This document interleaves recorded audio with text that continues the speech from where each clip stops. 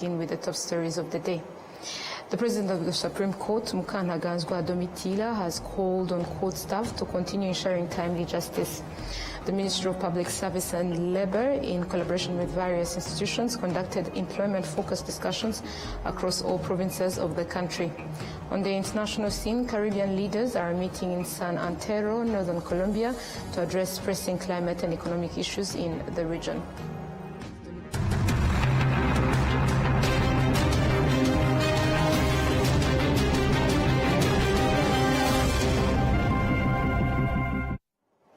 My name is Olivnet, and it's always a pleasure to have you on board. Now let's kick off today's edition. On Friday, the Secretary General of the Rwanda Patriotic Front, Welars Gasamagera, attended the two-day National Congress of Tanzania's ruling party, Chama cha Mapinduzi, and Gasamagera expressed appreciation for the long-standing and brotherly relationship between the two political parties. He highlighted that this strong bond is evident through tangible initiatives aimed at development and benefiting the people of both Rwanda and Tanzania. He also took the opportunity to wish the CCM success in the upcoming elections. Moving ahead, the President of the Supreme Court, Mukantaganzwa Domitila, has called on court staff to continue ensuring timely justice as a way of building trust between the judiciary and the people. William Evans has more on this. About 290 court staff, including judges, clerks and other judicial employees, participated in the meeting with the President of the Supreme Court, Mukantaganzwa Domitila. These presented to the Chief Justice an overview of their respective courts, the number of ongoing cases, case backlogs, achievements, as well as challenges that continue to hinder the effective delivery of services. Another challenge we face is on the budget allocation. We use the budget as allocated to us, but it is not enough.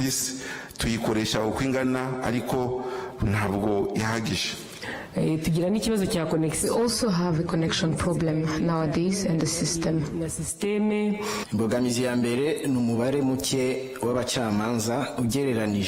Our first challenge is the small number of judges compared to the available cases.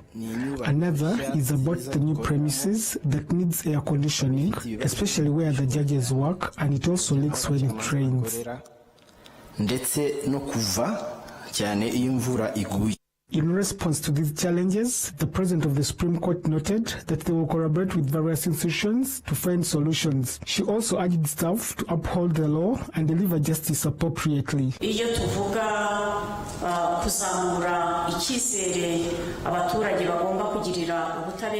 When we talk about increasing public trust in the justice we offer in our different courts that make up the judiciary, I don't speak about it as one not appreciating what we are doing already.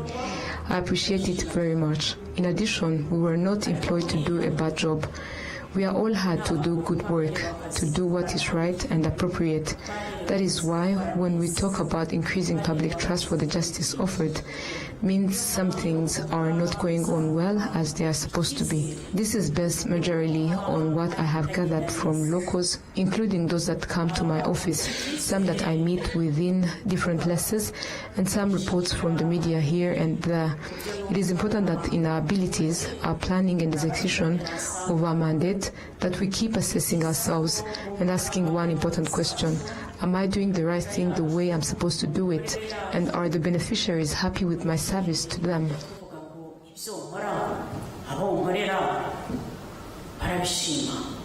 This meeting is the first of the 5 that the President of the Supreme Court plans to hold across the country. In such meetings, she will engage with court staff in different regions to assess how best to address challenges affecting service delivery and to enhance the professionalism of those entrusted with delivery of justice. William Evans, RwandaTV News. Moving ahead, the Ministry of Public Service and Labour, in collaboration with various institutions, conducted employment-focused discussions across all provinces of the country. These forums aimed to adopt strong strategies to the creation of 250,000 new jobs annually, as outlined in the second phase of the National Strategy for Transformation. We do have details. Consultative meetings on the creation of decent employment were held in various parts of the country and were attended by representatives of the government, local authorities, the private sector, the civil society and researchers. In the Eastern Province, the Minister of Agriculture and Animal Resources, Dr. Cyubahiro Bagabe Mark, noted that the region holds many opportunities that can serve as a job market for the youth, especially through the value addition to agriculture and livestock products. Creating jobs is truly possible, especially because the youth have opportunities thanks to the country's security and the strong foundation that has been established to support job creation. In the Southern Province, the discussions took place in Huye District. Various leaders emphasized the importance of offering opportunities to those seeking hands-on training, especially for recent graduates. University students explained that what they learn in school needs to be linked with the real market demands. What we request is for the university to allow us to do internships at the locations of our choice. We kindly request the university to guide us on where we can find materials or equipment that align with the skills we are seeking to develop during our internships. In the Northern Province, the forum was held in Musanze District. The Permanent Secretary in the Ministry of Public Service and Labour, Gaspar Musonera, told participants that job creation is a shared responsibility across all sectors. Residents from the Northern Province said the message should be implemented by everyone, as some of them have already created their own jobs and are now employers themselves. These people need to be helped and also to develop so that they can create jobs and assist the country in developing faster. In the Western Province, the forum brought together more than 500 participants. The Minister of Trade and Industry, Prudence Sebahizi, also gave remarks reminding participants that job creation is a goal for anyone with the capacity to contribute. At the national level, discussions were held in Kigali and were attended by various leaders, including the Minister of Public Service and Labour, Ambassador Christine Hurikinga. She emphasized the importance of providing opportunities for the on-job learning and highlighted the positive outcomes it has already produced. It has been proven that people who have had the opportunity to do internships not only have better chances of finding jobs, but also gain more skills compared to those who do not get such opportunities. That is why we want to strengthen this program. These discussions aim to implement the goals of the National Strategy for Transformation, which targets the creation of more than 1.25 million new jobs by the year 2029. This will be achieved by generating at least 250,000 decent and productive jobs every year. Special attention is being given to the youth and women, as these groups have shown to be the most affected by unemployment compared to others. Moving ahead, on Friday in Rwamagana District at the Rwanda National Police Training Center located in Gishari, a 3-day training workshop for local government leaders came to an end. The training aimed to enhance their knowledge and capacity to provide quality services to citizens. The workshop was organized by the Ministry of Local Government in collaboration with the Tony Blair Institute of Global Change and the Rwanda National Police. It brought together selected leaders from various districts and sectors with the goal of strengthening their skills in good governance and improving service delivery. Some of the participants said that the training was very helpful and would lead to noticeable improvements in how they deliver services and manage their responsibilities. The Minister of Local Government, Dr. Patrice Mugenzi, stated that the training was organized to empower local leaders, that similar initiatives will continue to reach other employees through those who were trained. The 3-day training was attended by 90 selected staff from all districts across the country. In addition, 11 innovative initiatives from villages, cells and sectors, as well as from individuals, were recognized and awarded for their contribution to the development of citizens. To Gisagara District on this Friday during a parliamentary outreach activity aimed at assessing how citizens access various services, residents of Gisagara District raised concerns about the use of the Irembo platform. They requested support in gaining basic digital literacy to help them independently apply for these services. Some residents from service sector mentioned that using the Irembo platform saves them the trouble of traveling to sector offices to request services in person. Although there are Irembo agents, the residents expressed the desire to receive training so they can also use their own phones to access these services. Zaverin Nyonsenga, the civil registration officer in the service sector, told the MPs that to ensure the success of the Byikorere program, the sector had engaged youth known as digital ambassadors to train residents in digital literacy. However, she noted that more ambassadors are needed. After visiting various services in the service sector, particularly those that handle citizens' concerns, the Deputy Speaker of the Parliament, Belin Uwineza, stated that they will enhance advocacy efforts to improve the use of technology in delivering services to citizens. As you already know, our country has made significant efforts to promote the use of technology to ensure that residents receive services more quickly and efficiently. Technology plays a vital role in streamlining these services, and it is essential that residents benefit from this efficiency and speed. In the service sector, the delegation of MPs also visited a local Irembo agent office to observe how services are being delivered to the public. This visit is part of the nationwide tour by members of the parliament to assess how public services are being delivered to citizens, with a strong emphasis on the use of technology.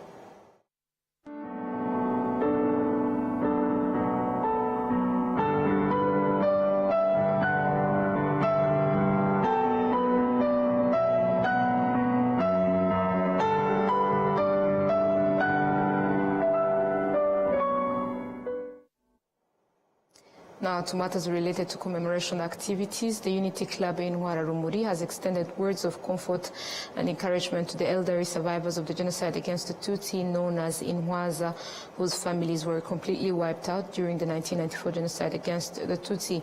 The organization reassured them that it has already launched a nationwide project to expand the Impinganzima homes in various parts of the country, with the goal of providing shelter and care to more Intwaza. This announcement was made in Nyanza district during a solemn remembrance event held in honor of the family members of the Intwaza residing at the Nyanza Impinganzima home who were killed during the 1994 genocide against the Tutsi. As part of the commemoration of victims, the names of the loved ones of each of Intwaza were read aloud, and each Intwaza stood in tribute, carrying a light of hope and a flower symbolizing remembrance and honoring the memory of their family members.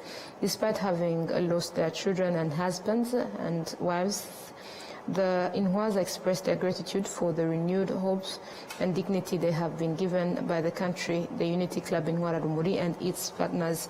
The Executive Secretary of the Unity Club in Rwanda, Julien Uwachu, assured the Intwaza that the organization will continue to support them and is firmly committed to expanding the Impinganzima home so that more Intwaza can be welcomed and cared for.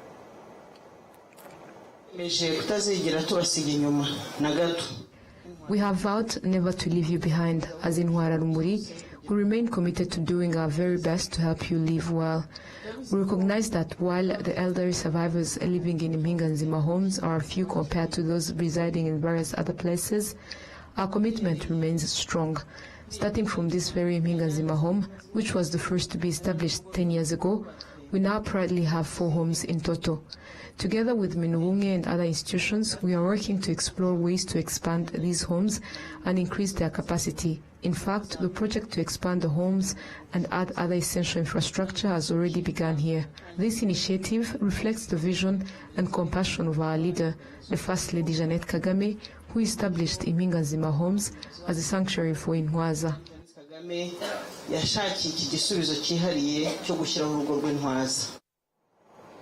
The Nyanza Impinganzima home, located in Rwabichuma sector, is currently home to 34 Intwaza, including 29 elderly women and 5 elderly men. The Unity Club in Rwanda is composed of current and former government leaders and their spouses, and it seeks to contribute to the building of unity and resilience among all Rwandans. To more news, leaders and staff of the Rwanda Development Board and the Rwanda Convention Bureau reminded that commemorating the genocide against the Tutsi is a responsibility of all Rwandans in remembering and honoring the victims. At the Nyanza Genocide Memorial in Chichiro, leaders and staff from the Rwanda Development Board and the Rwanda Convention Bureau gathered to observe the 31st commemoration of the 1994 genocide against the Tutsi. Telefswa Ngoga, Conservation Policy Analyst at the Rwanda Development Board, said that as Rwandans during these 100 days of commemoration, they are called to stand together in solidarity through activities that honor the memory of the victims of the genocide against the Tutsi. Juliana Kangeri Muganza, the Deputy CEO of the Rwanda Development Board, reminded participants that commemorating the genocide against the Tutsi is a national obligation for all Rwandans. The Nyanza Genocide Memorial, located in Kicukiro District, is the resting place of victims of the genocide against the Tutsi, including those who were abandoned by the UNAMIR troops at the Eto Kicukiro Technical School in 1994, as well as others whose bodies continue to be discovered across different areas. Still on commemoration activities, on Friday at the Butamwa Health Center in Nyarugenge District, members of the Rwanda's health sector joined residents of Mageragere sector to commemorate for the 31st time the former employees of the Ministry of Health and its affiliated institutions who were killed during the 1994 genocide against the Tutsi. The event began with the laying of wreaths at the memorial located at the health center, where victims of the genocide against the Tutsi in 1994 are buried. Stanislas Simugonga, representing families of former employees of the Ministry of Health who were killed, expressed his gratitude to the Rwandan Patriotic Army for saving lives and condemned those health workers who participated in the genocide despite their duty to save lives. Dr. Augustine Shimimana, representing the Survivors Association Ibuka, appreciated the vital role that health professionals continue to play in supporting genocide survivors suffering from trauma, noting that over 35% of survivors experience post-genocide trauma. The Minister of Health, Dr. Sabin Sanzimana, strongly condemned the involvement of some health workers in the genocide and pointed out the atrocities committed at Butamwa Health Center as a tragedy that must never happen again. He emphasized that remembrance is a responsibility for everyone. He also commended the health professionals who safely gave their lives to protect and care for those who sought refuge during the 1994 genocide against the Tutsi. Still on commemoration activities, teachers and students at education institutions in Hwari School in Kigali City and Sache Secondary School in Goma District expressed their sorrow over the fact that during the genocide, some parents killed their own children who were students and some teachers killed the students they were entrusted to educate. They said this highlights a responsibility that everyone in the education sector must stay far away from genocide ideology and all forms of divisionism. The commemoration event began with the laying of flowers at the site bearing the names of students and teachers who were killed and paying tribute to the victims who were killed at those schools. This ceremony was joined by their peers from the GSI who visited the Kigali Genocide Memorial. All the students emphasized that commemoration is essential as it helps them understand the history of their country and strengthens their resolve to fight against genocide ideology. School leaders stressed the importance of remembrance and the continued teaching of the country's dark history to young people as a way to prevent the spread of genocide ideology among those they are raising and educating.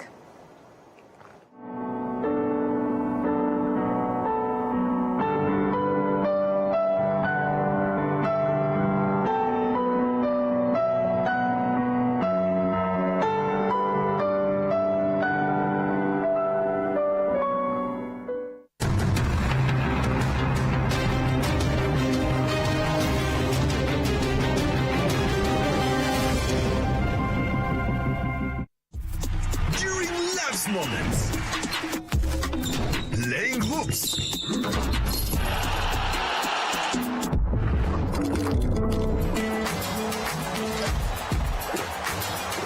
Giving away.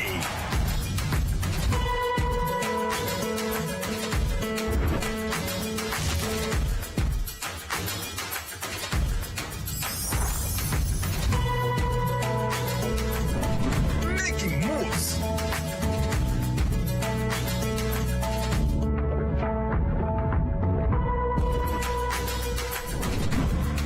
Breakfast with family. Inyanje is always there. Whatever the occasion, whatever the moment, always ask for Inyanje. Nyiri muto arababwiraga data bati ntabwo agira umukamo mwinshi utunze imwe imwe, ariko nigeze acika intege. Mama akinjira mu bucuruzi hari abamubwiraga bati ntabwo watera imbere udakorera mu iduka rigezweho, ariko ntibyamusubije inyuma, yakoranaga umwete. Njya muri kaminuza hari abanshidikanyagaho bavuga ko ntashobora kaminuza naturuka mu muryango wifashije, ariko byarangiye nanditse amateka mashya. Igihe cyo gutera ishema umuryango wanjye kigeze, bamwe bakomeje kumbwira bati ntabwo watera umuryango wawe ibyishimo n'ishema, ariko narabishoboye. Hari abakekaga ko nasigira umurage ukomeye abankomokaho, ariko ubu mfite uruganda rutunganya amata. Banki ya Kigali yabaye umufatanyabikorwa wanjye mu rugendo rwose, inzozi zanjye ziba impamo. Bigereho.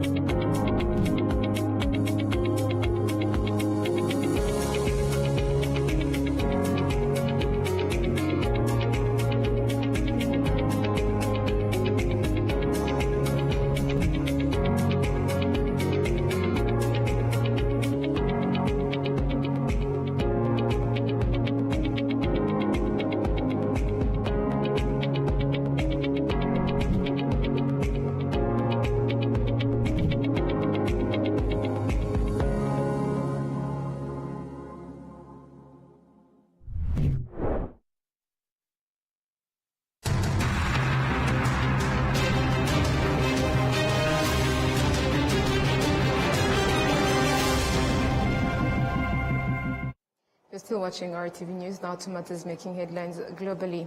Mexico is making history as it holds the world's largest judicial election with thousands of positions, including Supreme Court judges, up for grabs in groundbreaking vote. It's the first time the judiciary will be elected on this scale in the country. Al Jazeera has the details. Delia Quiroa is campaigning for an election most Mexicans barely know is happening or don't plan to vote in, yet it could determine the future of the country. She's aiming to become a district judge in the northern Mexican city of Culiacan, one of the most violent places in the country. She's only eligible as a candidate following a controversial reform last year, which put up all judicial positions in Mexico for public vote. Quiroa says she hopes to administer the kind of justice that she believes her family was denied after her brother went missing 11 years ago. We faced a judicial monster when he disappeared. We had no idea how the prosecutor's offices worked. We paid lawyers and saw no results. Eventually, I got a law degree so I could understand the system and fight the omissions, negligence, and violations by authorities. Quiroa is known here as a buscadora, a volunteer searcher, relatives that, in the absence of state action, decide to look for their missing relatives themselves. Buscadoras often bear the brunt of Mexico's corrupt and inefficient legal system. A staggering 97% of disappearances in Mexico go unsolved. If elected as district judge, Delia Quiroa would oversee local authorities that work here in the prosecutor's office and who are tasked with investigating crimes. The same authorities that have, over the years, dismissed her pleas to build a case to find her brother. But critics of this election are concerned at the minimal legal experience required to run. Look, I know I don't have the experience. I don't have a judicial career behind me. I am a lawyer, and I think I can achieve what I set my mind to. I don't agree with how this election came to be either, but it did allow people like me, who want to change, to be candidates. Many in Mexico would agree the country's legal system was in urgent need of reform, but they say the direct election of judges isn't the answer. Public decisions here happen behind the scenes, so citizens are unlikely to trust judges.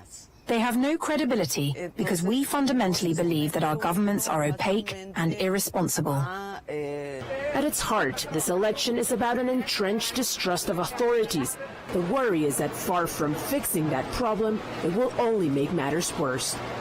Julia Galeano, Al Jazeera, Culiacan, Mexico.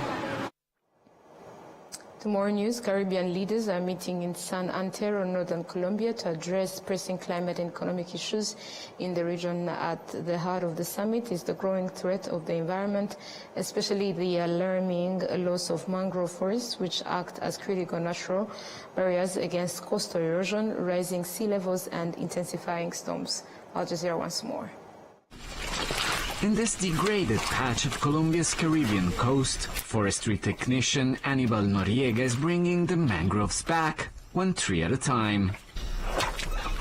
He's part of Vida Manglar, Colombia's first verified blue carbon project, which is protecting coastlines, storing carbon, and transforming lives. We're planting in areas that were damaged when water channels were blocked, turning into salt flats. Salt flats form when the water flow is interrupted. We don't use the same planting method everywhere. We've learned this through the local community's empirical knowledge. Because they've lived here their whole lives, they understand how the ecosystem works better than anyone else. Mangroves aren't just trees, but key climate allies. Yet across the Caribbean, nearly a third of mangroves have vanished in just 3 decades. Without urgent action, some could disappear entirely within a century. Sitting here is difficult to imagine just how much these mangroves are doing for the climate, but below the surface the soil is capturing huge amounts of carbon, 10 times more than in a rainforest. Now that carbon is being tracked and sold as credits to major companies, the project plans to store 1 million tons of CO2 in 30 years, while allowing communities to make sustainable use of the forest, from forestry to fishing. We've achieved some significant milestones. The Vida Manglar program is both a national and international benchmark precisely because of all the achievements we've made, the communication between communities and the institution, and the roadmap we've established. The project also protects endangered species like manatees. While some of the program's most dedicated conservationists were once the fauna's greatest threat. This animal is known as the caiman aguja and was about to disappear. With former hunters now leading the efforts to protect them. For me, it's a source of pride. I'm proud to be a conservationist, and so is my family and my colleagues too, because this project has benefited us while saving the animals. Some of us didn't have a place to live. Now we have our little house, our own plot of land. Some of our children, thanks to the project, have been able to attend university, something we had never even imagined. As Caribbean nations search for climate solutions, the communities at the Gulf of Morrosquillo are proving that protecting nature can also protect the future. Alessandro Rampietti, Al Jazeera, Gulf of Morrosquillo. The story brings us to the end of tonight's bulletin, but before we leave, a reminder of the top stories that made this edition. The President of the Supreme Court, Mukana Gansgwa Domitila, has called on court staff to continue ensuring timely justice. The Ministry of Public Service and Labour, in collaboration with various institutions, conducted employment-focused discussions across all provinces of the country. On the international scene, Caribbean leaders are meeting in San Antero, Northern Colombia, to address pressing climate and economic issues in the region.